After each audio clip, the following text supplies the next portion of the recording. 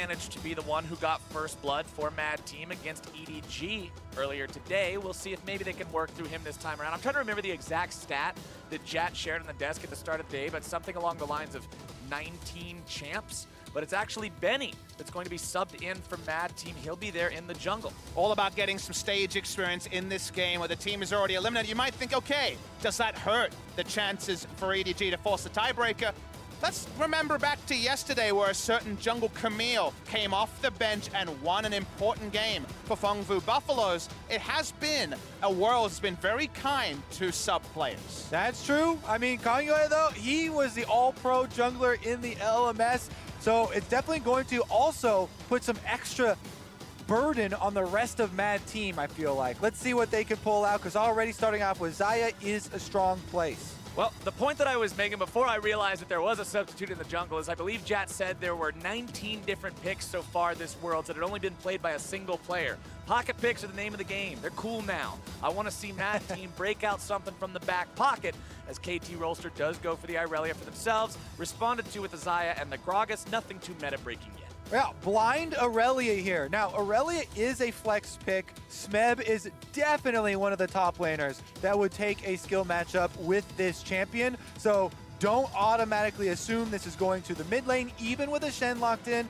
possibly support Shen there. So a lot of flexibility here from KT Rolster, and that's what you want to see from a team on the blue side. And I think it's very likely that Benny will be jumping on the Gragas. He's largely this year, of course, played a lot less in summer with Kongyo taking over, been focusing on the tank junglers. So the Gragas kind of straddles the line, can still build ability power, but it's a skill set that he's developed. So we'll see how he looks on the world stage. And just rounding out the draft here for the side of Mad Team. Seems like power picks across both sides, but I think you're definitely right. To me, Smeb and Ucal, both great Irelia players. Smeb and Ucal, some guys who have done plenty of heavy lifting for KT Rolster throughout this tournament. They've had plenty of good performances for themselves. Going into the second round robin today, they were number 1 and number 2 in overall KDA among all groups. Ucal had a 28.0, Smeb had a 24.0. Those are extremely high numbers. And already here too, we did see the takeaway of the Lissandra. Uniboy feels like he is going to pull off some Aftershock as well. I believe that's what he used. And we'll see if that will be a good nullifier for the mid lane, because that's a good, decent answer. Irelia, everyone always talks about the level 6 going all in for the kills, so if it happens to be swapped to the mid lane, he does have an answer. But Mad Team does seem to be subscribing to the fact that it might be a top lane Irelia for Smeb with 2 more mid lane bans. There's 2 reasons to do this. One is just to attack a champion, but also maybe they want to force it to be a top lane Irelia and have a matchup in mind for that. We have also seen, of course, top lane Lissandra as well. That's why we're seeing Syndra ban come out from KT Rolster. They are also covering all bases.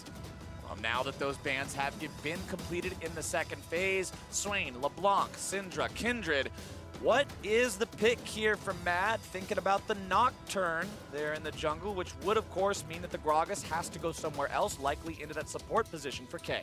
Now, Nocturne is actually one of my favorite combinations with Lissandra. Lissandra has her greatest strength coming in on a flank for the enemy team. And if you Nocturne ult right as a Lissandra teleports or approaches from the side with the claw, it makes the Lissandra's job so much more easy to execute. That claw obfuscation, the fact that you have so little vision to be able to see what's happening around you, means your wits are largely going to be elsewhere. We're looking on the side of KT Rolster. The inner jungler is going to be Zhao once again for score. Was victorious on that pick against EDG in the first round robin. Final pick here. They could play around with the Shen. It might just be the support. Now it's confirmed to be the Gragas in the bot lane. See what Mata picks up for the team on the side of KT. One more to go, and with Sion being the lock-in, you would assume, yes, it is the Shen support, unless Sion's looking to kick around some minions there in the bottom lane. Highly doubt it. I wonder if it'll be the mid lane Sion. That's my interesting question here. Notice that we do have the Camille locked in, and the split push pressure of Wunder was a big highlight earlier in the season. So let's see how this one goes here. Exactly. I saw them rushing into the Camille pick here. Oh, Sion, great. Let's do the Camille. Let's do the split push. Swap that sucker up to Liang in the top side. However, KT Rolster Not so quick there. Ucal holds on to this one for now. Sometimes you want to hold on a little bit longer. You didn't need to lock it in instant, but feeling confident. We'll see if we get that confirmation. Coming down to 20 seconds on this time. 20 seconds left, and that means Irelia's top. Sion is mid here for the side of KT Rolster. This team that can still finish this group 5-1. This team that can still walk away with that first seed right here. I am incredibly excited to have the opportunity now for a carry v carry matchup here at Worlds. We have had plenty of tanks, a full roster, but now we've got Liang versus Smeb, Irelia versus Camille. Who can get the advantage? Because when both teams are running these carry top laners, that determines so much of the mid game, who will have the pressure on the sideline. And just with the texture of the draft we're seeing, there was a bit of a preview of what we might have when we hit the best of fives. Yes, there will be tank v tank games. There will also be carry v carry games with all the buffs to Darius, Fiora, and the more seen Camille and the champions we're seeing in the meta right now. We saw Jax yesterday. Anything is possible at the highest level. And you said that you wanted to see creativity come out from Mad Team. We wanted to see them try something different here in this final game they'll be playing at Worlds 2017. And specifically what I want to see is Mad Team try to get ahead. I mentioned when we saw KT up against EDG, they've spent barely any time in a big deficit so far at Worlds. And if you can put them there, maybe they won't know how to get back. Maybe that's your win condition here for Mad Team, trying to find that first win. This has also got to be such an exciting moment here for Benny. His first game on the world stage, getting to participate with the rest of the squad versus one of the world's very best. KT Rolster, you cannot buy experience like this. Definitely cannot, especially because they've been paired together now for the better part of 2 years. Yes, Ucal did join a couple of weeks into the spring season this year, but the veteran status of 4 players here who are both all legends in their role and also have a very extensive history, both at the World Championship and domestically, does mean that KT, it often does slide into place, but like Flowers says, a couple of quick kills and suddenly KT will be on the back foot 2 games in a row. Now let's see if we're going to get anything delayed here in the jungle as an early start. You're not seeing any deep vision.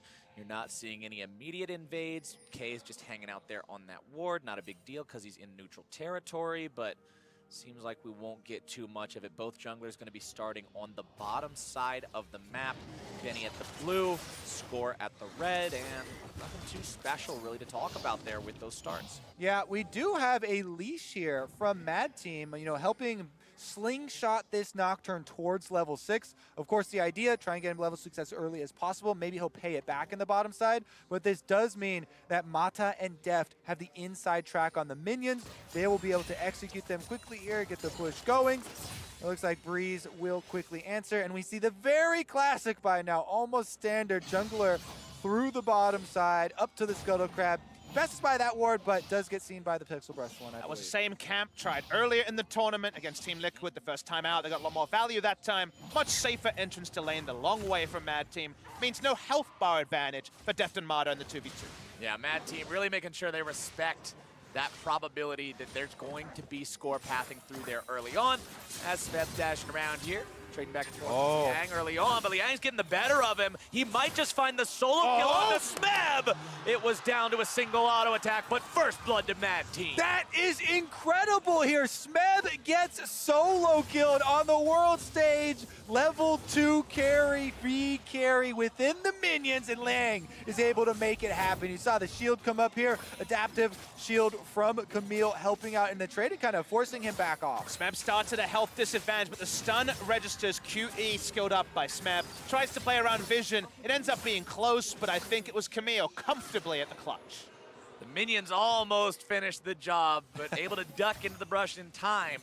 Means that Smeb will not get a return kill in that trade, and now Liang's underneath the turret as Score's hanging out nearby. Yeah, now that action is going to attract junglers. You see actually both of them. Since Benny on the Nocturne has gone with a hard power clear, he's cleared every single camp up towards this side in his efforts to try and reach level 6 as quickly as possible. He'll end in this area as well, so if Score does end up actually leaving, Smeb might have to have another reset. Does mean that Zhao's missed out on a lot of camps. He's going to go pick up his blue buff now. Just wanted to allow the shop to come through some items here for Smeb. who's piecing together, honestly, whatever he can get.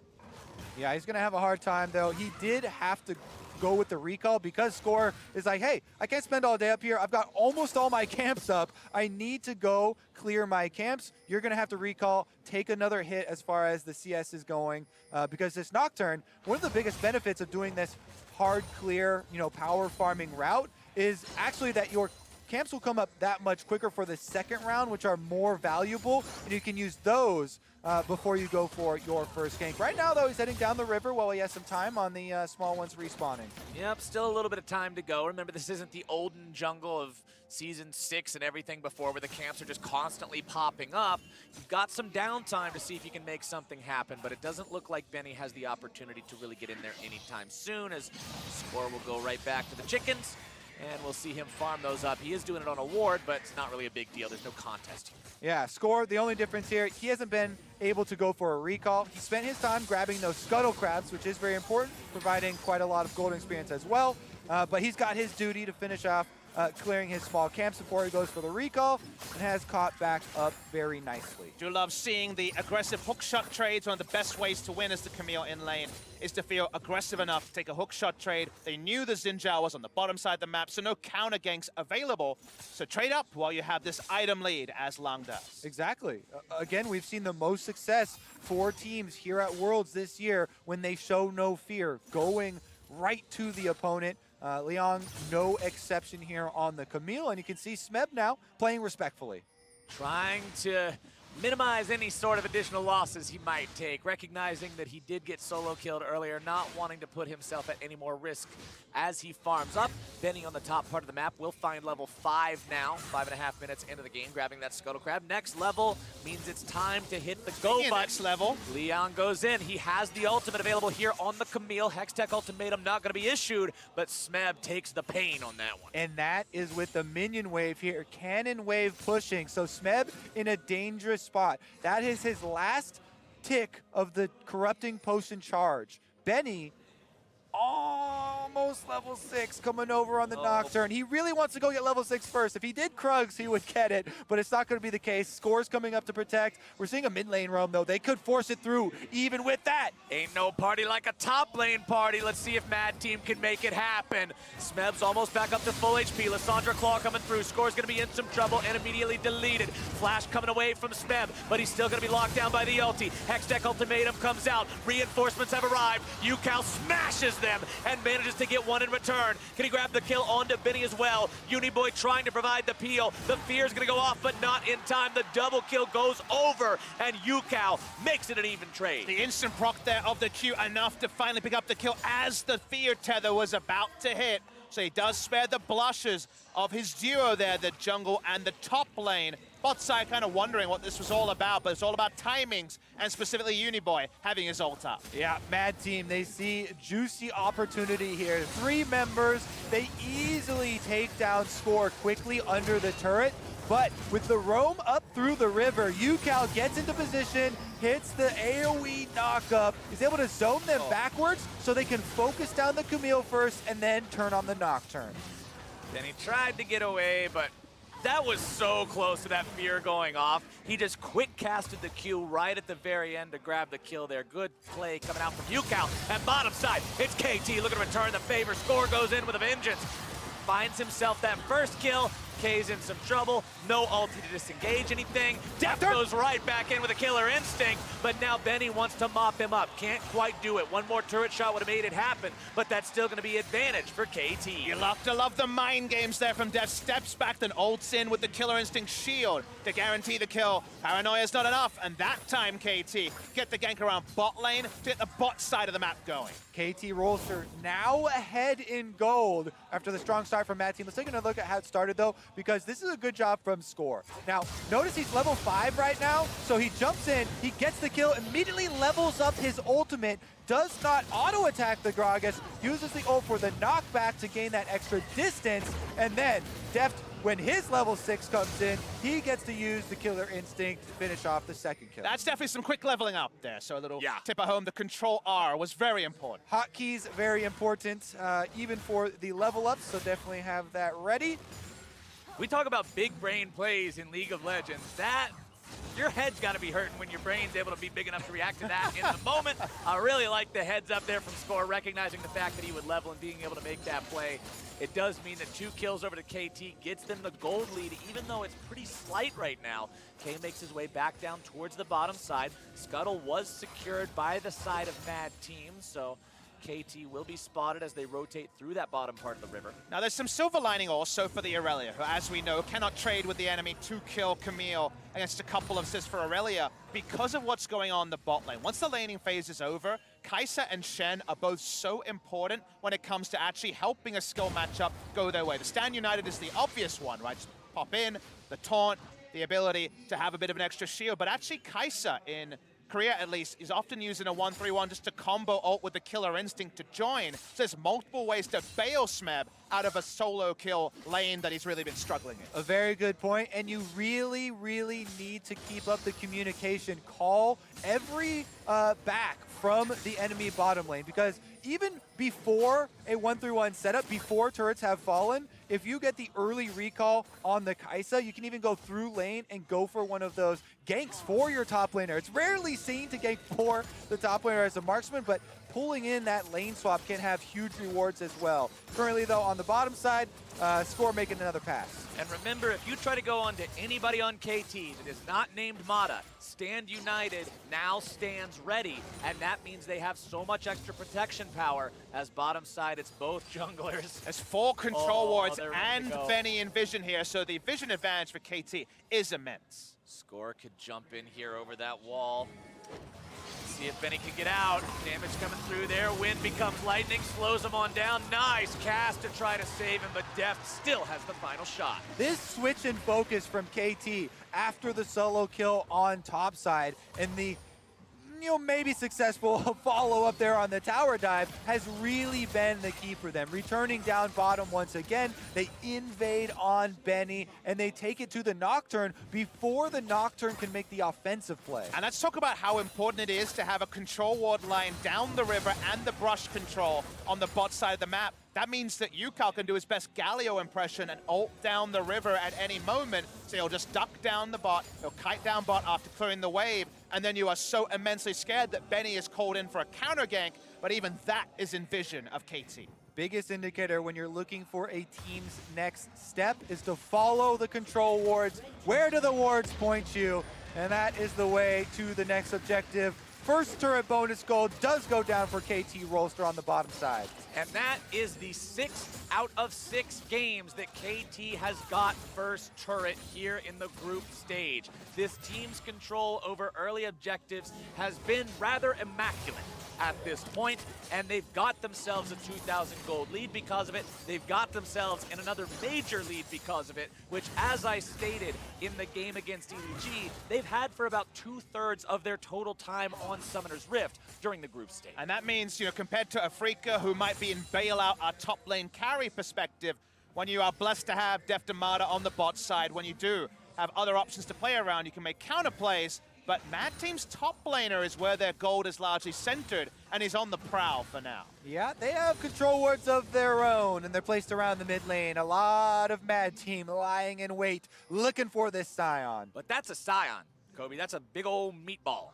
And the thing is about trying to kill meatballs, it's really hard. I don't know how well that's going to work out. Also true if they're hugging the turret here. Ucal with some intelligent play, not risking anything. There's no need for him to step up to the minion wave versus a Lissandra, not accounting for the rest of the team. You can definitely tell the communication going through, and the ability of KT Rolster here to keep track of the enemy opponents when they are not revealing themselves within their own lanes. And they've really become strong at knowing where they're weak and knowing where they have power. And that's an important thing. You see Smeb just chilling in a brush. He understands he can't contest wave against Camille. Same thing about Ucal and its map read to not walk up with 4 members of Mad Team on the prowl. They're doubling down on bot side control. 1 control ward around the blue buff. But otherwise, KT just looking for ways to grow what is, at the moment, about a 2,500 gold lead.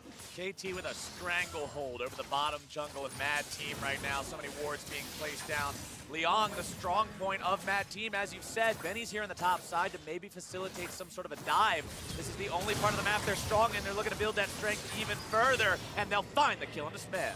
Nice stun right there off of the turret coming through. Benny clearing the ward, and they instantly pull the trigger after they finish it. That should be a tower in answer for Mad Team. Most people might be surprised by how early the Nocturne ult was and the fact that it was under turret, but remember, that denied the Shen from joining in to try to help the health bars under a turret. You think about Shen coming in, the dodge field is going to be deadly against Camille and Nocturne. Then if you end up getting hit by the Irelia ult, you're disarmed. So needed to be proactive around that play, did Mad Team. Quick decision-making goes such a long way versus a team with reactive ultimates like Stan United. And now Score has taken the opportunity to grab the first Drake of the game here for his team. There was no rush on that one.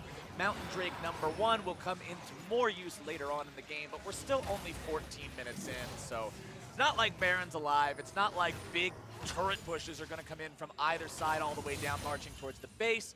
Instead, it's just Ucal and Uniboy farming up here in the mid lane. Ucal slightly behind in terms of farm, but man, he's a Sion. It's okay to fall behind a little bit. You're still going to be so useful in all these fights. It's okay for him because he can rely on Deft. Two kills and a large CS lead for the Kaisa on KT Rolster. Meanwhile, though, for Mad Team, yes, they are behind, but they're not so far behind that they still cannot find success through this Camille in the side lane. Liang, level 11 now on the Camille, trying to continue split pushing. Meanwhile, in the jungle, though, we're still trading with a couple supports here as K taking the blast cone over with Mata. Mata gets himself away with the blast cone. K goes over the wall, but he's like, nah, I really don't want to hang out here. This doesn't seem like a very cool place. I'm not very welcome. And Shelly is quickly going to be evicted from her Riverside home as KT decide they want some more pushing power here in the mid-game. They'll pick up the Eye of the Herald, and we'll see where they decide to drop. Good timing on the start there from the side of KT. Uniboy was on a back. Camille, who has most of the gold for Mad Team, was down bot lane, so wasn't going to be a contest. They continue to push along to KT Rolster. Want to find a way to take this top lane turret, and that's why so much vision has been placed around this quadrant. Yeah, KT really want to finish up the second outer turret here before the Camille Trinity Force comes in. This is going to be much easier for Liang to get to this power spike than Smeb. Smeb trying to catch up, still very much trailing. And once that does come through, it can really, open up this game. Look at the individual gold difference here. Almost 14,000 just between these two. And when they're the same archetype of character, when they're both 100. the fighter, when they're both the fighter diver and they're both building the exact same items, it quickly turns into a you versus the guy she tells you not to worry about situation with the inventories. As Smeb's just like, man, I wish I had those same items. He's doing the same thing, he's just not doing it as well right And the only way that KT can continue to build what is a slender gold lead is to play elsewhere than Smeb, so unfortunately has to continue just taking what feels like a dog matchup. He just has to deal the best he can when he's outgunned by both the roams and also the 1v1. Ucal sparing the blushes for a little bit, but until the Infernal Drake spawns, everyone's playing topside from KT. It really does do so many interesting things to the game when, yes, overall KT Rolster have this big gold lead. However, individually, if you can isolate it to just those two champions, Camille versus Irelia, that would be where Mad Team could look to make a play, and currently is going to get some alone time with this turret. And honestly, the KT lead, it's not super huge. It's about 1,000 gold, which was where the EDG versus KT matchup also was for a very long time in the early mid-game. Junglers heading down bottom. If they make a play in this area, that is the best possible opportunity for Mad. See if Score forces it. All right, give me that 2v2 action. Let's see it here. Smeb's still defending. Score behind him, ready in case the dive comes in. Remember, they also have the Shen that could go in on this one. Looking to keep him safe as here comes the dive. Score's going to be kept alive for now. That defensive field from the Shen is so important, and Benny pays the price. Liang is shut down now, and a double kill over to Smeb is a big win for KT. Mata not going to be caught sleeping this time. No, they were well prepared for this one. The early stand United, right as Mad Team fully commit to the tower dive, turns it all around. And it was also a rude awakening spotting Score as he KT went for the hook shot. Didn't want to find two members there. Score level 11 as that play begun. Didn't die at the start. They brought in the backup, and now KT have kills on the Irelia. And speaking of kills, Deft, top side, gonna grab himself a solo kill onto Breeze. If Breeze isn't careful, Mata coming around trying to make it a reality. Good flash over the wall from Breeze getting away, but Score, this guy in the jungle for KT, you pick the Xin Zhao to have success in the early game, and he's at 100% KP from plays like this. and when people talk about pathing junglers, they talk about Score because he knows to be in the right spot. The stun does register mid-hook shot. Score is there as well, and that's the start of a good play for the side of KT. Again, it could have been such a different story if you get an earlier Nocturne ultimate to block the Stand United and they finish off Score. But with the communication here and the timing on KT, Mata gets the Stand United off, and that means KT actually get a win on what would be their only weak part of the map. The scary part is it's a bit of a 1-2, maybe even a 3-punch when we talk about the Rift Herald, because the lead in the other parts of the map, we already talked about how at the time Irelia was behind, was only going to be felt on the next back from Deft when he finished his Stormrazor and also the Rage Blade for a duo of things. Now the kills are there, the Trinity Force there for the Irelia, and what about a mid lane turret to be the cherry on top? Mid lane turret over to KT, and I joked around earlier about the inventory difference when they wanted the same thing from the top laners this game. Now it is the same thing. Ninja Tabby, Tiamat, Trinity Force. It's a corrupting potion versus two Dorian's Blades, and at this point in the game, that difference is minimal. The mid lane, the other solo laner for KT, Ucal's got Righteous Glory, Gargoyle Stoneplate, and a Giant's Belt to further pad the health. He's a monster. And now we are about to transition into those team fights, so it's very important that Ucal, gonna be the point man for the team on this Sion, has those tanky abilities. His Righteous Glory will allow the easy engage. Further though, Mad Team actually jumping to the objective here. They should be able to finish this off quickly. They want to grab that Infernal Drake, but KT is not willing to give it over without a fight. Smeb's coming in first. Liang's going to be in some trouble here. Multiple members collapsing, and they take down the most fed member of Mad Team. Now they collapse under the Drake. Thanks for the leash, boys. KT pick it up and walk on out. I really thought Liang was going to come help with the dragon, but now Deft! Deft wants to go in. He missed the solo kill earlier. He wants to find it now. Breeze is taken down. Deft goes into the stasis. Then he uses the ulti, but now there's no way out. The taunt comes in. The smash comes down. The kill goes through and scores on a killing spree. And that's what happens there. Deft opens up because of the artist. The fight continues. More smashes, more dashes, more crashes as the bullets come through, and Deft is on a rampage. KT Rolster takes so much off of that. I thought Mad Team had the perfect little play there, sneaking over to the Inferno with a timing window to try and burn it down and then run away, given the deficit, but they go for the engage, and KT Rolster happy to take that one, and they take most of the rest of the map. KT is back with a vengeance. They say we shouldn't have lost to EDG. We're not going to lose here. We want first place in this group, and this big purple worm's going to help us. And there's a reason why people have wanted KT on the international stage for the past 2 years in full flight. They are such a treasure to watch. The fight looked like it'll be over after just a single kill. But KT, they take the kill, they take the Inferno, and then Deft says, wait, I can play make. He puts down his Trinket Ward, and he goes in from there. Yeah, Breeze not respecting the Trinket Ward giving vision, so that allows Deft to hit his W, take the Killer Instinct, and he's got Stopwatch ready. That means the rest of the team can punish anyone waiting around him afterwards. And actually didn't even stop here, because K went in, used the ultimate to try and push back Mata, and an offensive Lissandra ult opens him up for a taunt. And another shot there from Deft picking up the kill. That is always, it feels bad when the final auto attack is in flight and you flash not seeing it. That means a summoner spell is wasted and Uniboy still falls as he and the rest of Mad Team are now tasked with defending against a KT squadron that is 7,000 gold ahead, that has Baron up on everyone and is now pressuring further into their territory. Lincoln, you'll miss it when it comes to gold leads in games like this. Like you say, it was so competitive not 5 minutes ago. Suddenly the game is blown open. Smeb has an item lead over his opponent. About parity, I guess. You know, there's a bit of lifesteal versus the stopwatch has been bought, but it's not going to be impactful. Ucal in the front is unkillable, and KT want to break the base pre-25 minutes. What's going to stop him? Well, before today, nothing had. It was a single Baron equals a single win for KT Rolster before today, and now they are looking to make this one complete and take their spot at the top of the group as a first seed. Only inhibitor turrets now left in their way on the bottom lane. 3 players on KT remain unkilled yet this game. Ucal's deciding to start off the fight, goes in on the Sion, utilizing the ultimate to zone Mad Team away.